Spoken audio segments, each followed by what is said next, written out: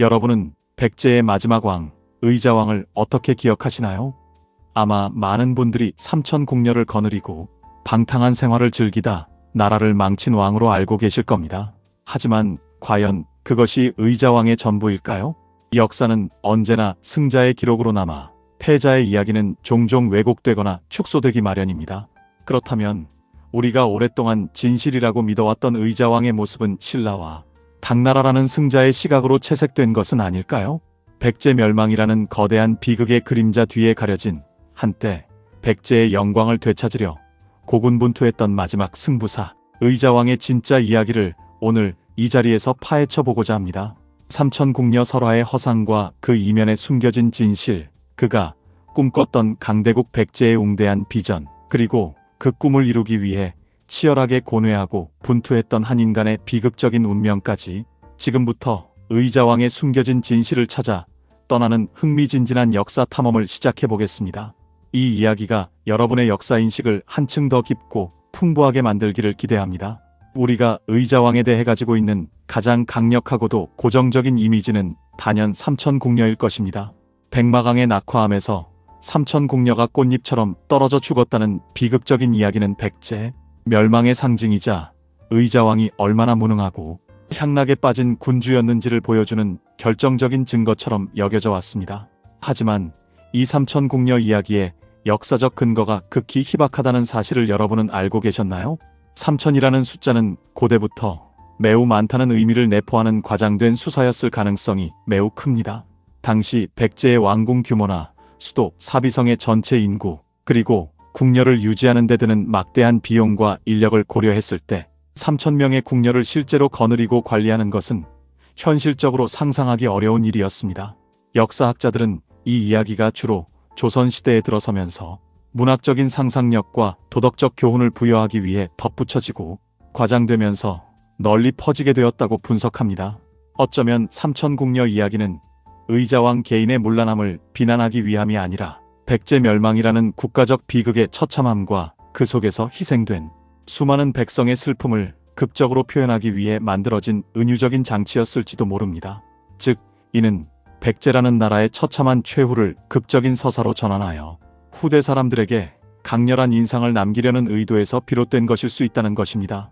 우리는 이 삼천궁녀 설화가 백제 멸망의 본질적인 원인을 가리고 의자왕이라는 한 인물을 너무나 단편적이고 부정적으로만 평가하게 만든 주된 요인 중 하나였다는 사실을 이제는 냉철하게 인식해야 합니다. 이 설화에 가려져 의자왕의 진정한 모습이 제대로 평가받지 못했던 점을 우리는 간과할 수 없습니다. 그렇다면 삼천궁녀라는 지워지지 않는 오명, 뒤에 가려진 의자왕의 진짜 모습은 과연 어떠했을까요?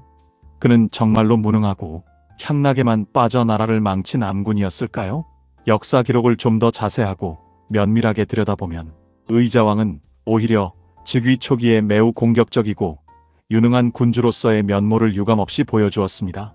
그는 즉위하자마자 강력한 왕권을 확립하고 오랫동안 백제를 괴롭혀온 숙적 신라에 대한 대대적인 공세를 펼쳤습니다. 그 정점은 642년에 있었습니다. 의자왕은 직접 정예 군사를 이끌고 신라를 공격하여 미후성을 포함한 무려 40여 개의 성을 함락시키는 전례 없는 놀라운 전과를 올립니다. 이는 당시 신라에게는 치명적인 타격이었고 선덕 여왕의 통치하에 있던 신라가 한때 국가적 위기에 봉착할 정도로 크게 흔들리는 계기가 되었습니다. 이 시기 의자왕은 잃어버린 백제의 옛 영토를 회복하고 고구려와 연대하여 신라를 압박하는 등 매우 적극적이고 공격적인 대외 정책을 추진했습니다.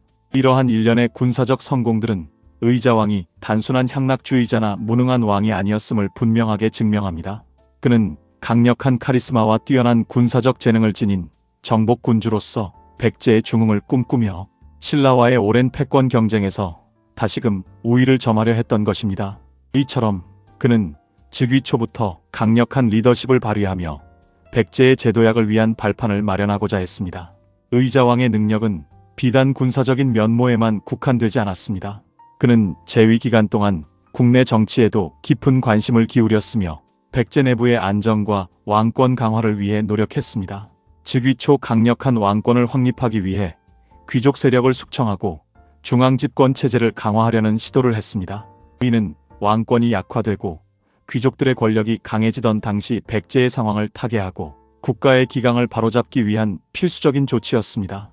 또한 그는 성품면에서도 후대까지 칭송받을 만한 미덕을 지녔다고 전해집니다. 사서에는 그가 해동증자라고 불릴 정도로 효성스럽고 인자한 성품을 지녔다고 기록되어 있습니다. 이는 그가 삼천궁녀 설화처럼 단순히 방탕하고 사치스러운 폭군이 아니었음을 시사합니다. 그는 백제를 강력한 강국으로 만들고자 하는 확고한 의지를 가지고 있었으며 이를 위해 내부적으로는 안정된 통치 시스템을 구축하고 외부적으로는 적극적인 대외 정책을 추진하고자 했던 것입니다. 하지만 당시 국제 정세는 백제에게 결코 호의적이지 않았습니다. 중국 대륙에는 통일 제국 당나라가 강력한 위세를 떨치며 한반도에 대한 영향력을 확대하려 했고 고구려와 신라 그리고 백제는 이러한 거대한 흐름 속에서 각자의 생존 전략을 모색해야만 했습니다. 의자왕은 이러한 급변하는 국제 정세 속에서 당나라의 영향력에서 벗어나 백제만의 독자적이고 자주적인 외교 노선을 구축하려 했습니다. 그는 고구려 그리고 바다 건너 외와 적극적으로 연대하여 신라와 당나라에 대항하는 삼국 동맹을 구축하려 시도했습니다. 이는 당시의 상황에서 볼 때 매우 대담하고 자주적인 시도였지만 동시에 커다란 위험을 내포하고 있었습니다. 의자왕의 이러한 자주적인 외교 노선은 백제의 주권을 지키고 독립적인 국가로서의 위상을 확립하려는 필사적인 노력의 일환이었지만 결과적으로는 현실적인 국제관계의 한계를 극복하지 못하고 오히려 당나라의 군사적 개입을 초래하는 비극적인 결과를 낳게 됩니다. 그의 야심찬 시도는 결국 백제 멸망의 중요한 원인 중 하나가 되고 만 것입니다. 백제는 점차 고립되어 갔고 의자왕의 개혁 노력은 외부의 강력한 압력 앞에서 좌절될 수밖에 없었습니다. 의자왕의 이러한 외교적 한계는 당시 동아시아의 정세를 좀 더 깊이 이해할 때 더욱 명확하게 드러납니다. 당시 당나라는 수나라의 뒤를 이어 중국 대륙을 통일한 거대한 제국으로서 고구려를 견제하고 나아가 한반도 전체에 대한 영향력을 확대하려는 강력한 야심을 가지고 있었습니다. 신라는 이러한 당나라의 야심을 절묘하게 이용하여 백제와 고구려를 무너뜨리려 했고 결국 나당연합군이라는 강력한 군사동맹을 형성하기에 이릅니다.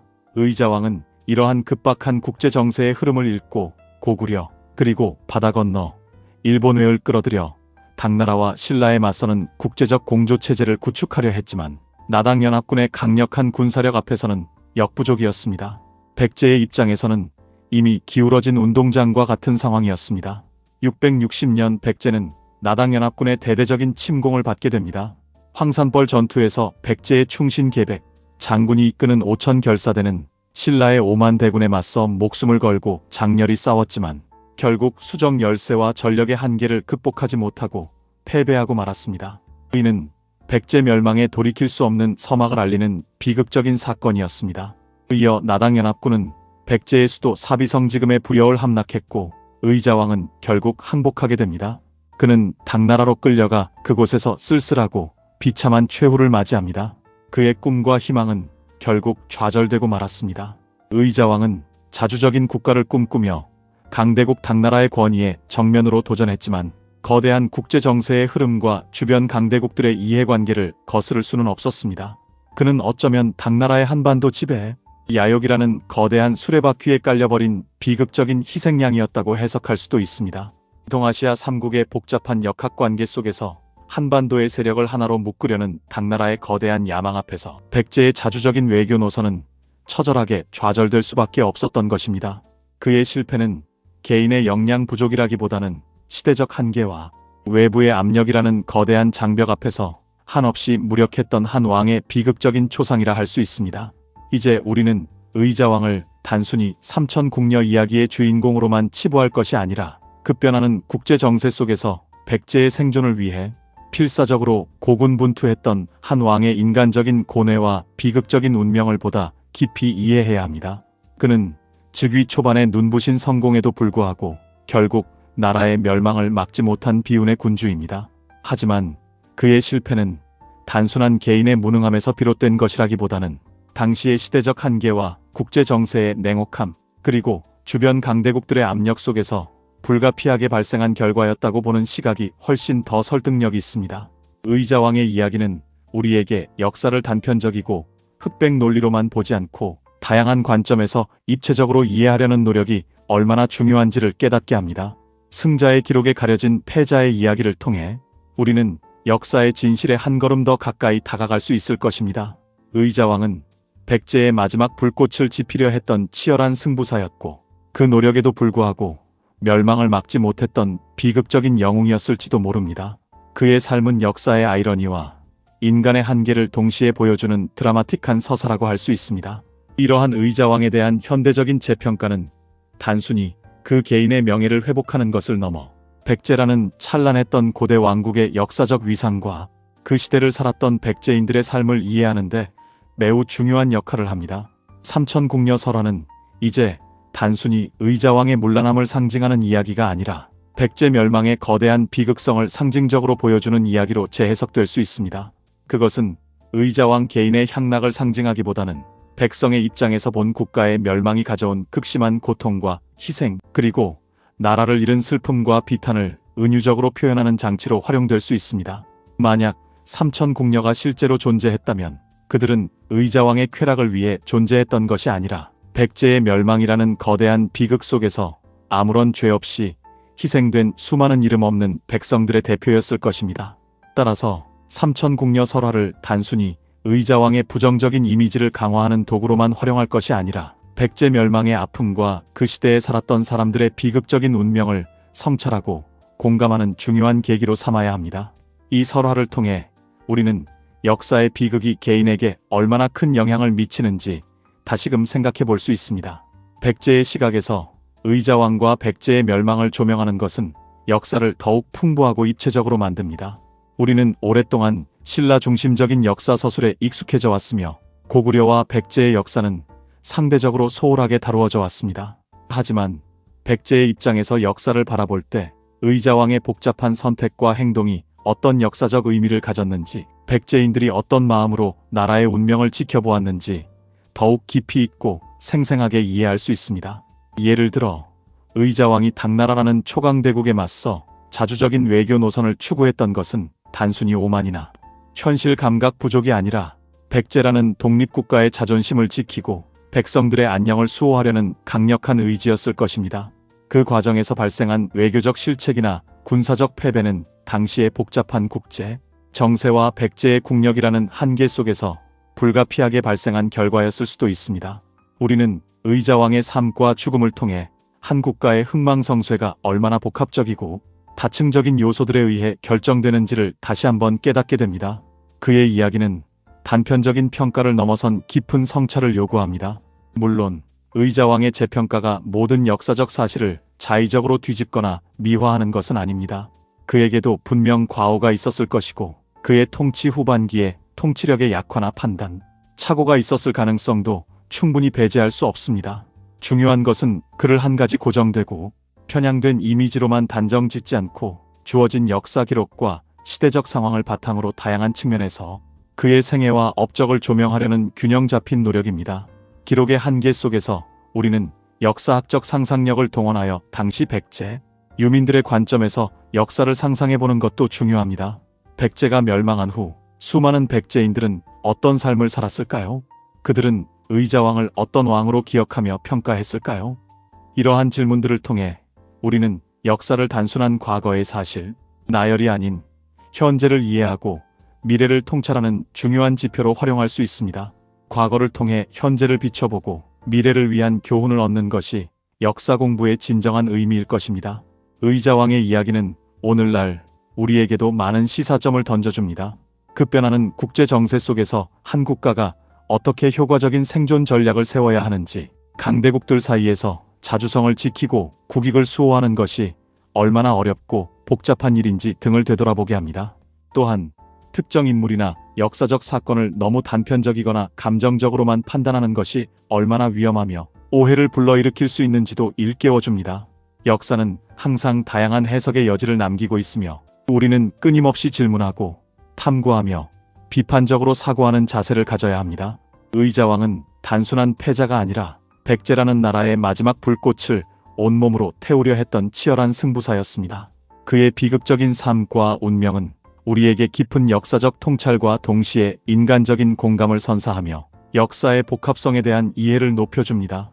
결론적으로 의자왕은 삼천궁녀 설화라는 강력한 오명과 함께 역사에 기록되었지만 그 이면에는 백제라는 나라의 멸망을 막기 위해 처절하게 고군분투했던 비운의 군주이자 한때 백제의 중흥과 영광을 꿈꿨던 능력 있는 정복 군주의 모습이 공존하고 있습니다. 그의 삶은 백제 멸망이라는 거대한 비극과 맞물려 있지만 그 안에는 강대국 당나라에 맞서 자주적인 국가를 지키려 했던 한 왕의 깊은 고뇌와 필사적인 노력이 생생하게 담겨 있습니다. 이제 우리는 의자왕을 새로운 시각으로 바라보고 그가 백제의 역사에서 어떤 결정적인 의미를 가지는지를 다시 한번 심층적으로 성찰해야 할 때입니다. 백제의 마지막 승부사 의자왕의 이야기는 오늘도 우리에게 역사의 중요한 메시지를 전달하며 끊임없는 재해석을 요구하고 있습니다. 여러분의 생각은 어떠신가요? 의자왕은 여러분에게 어떤 왕으로 기억될까요? 이 이야기에 대해 여러분의 의견을 댓글로 자유롭게 나눠주세요.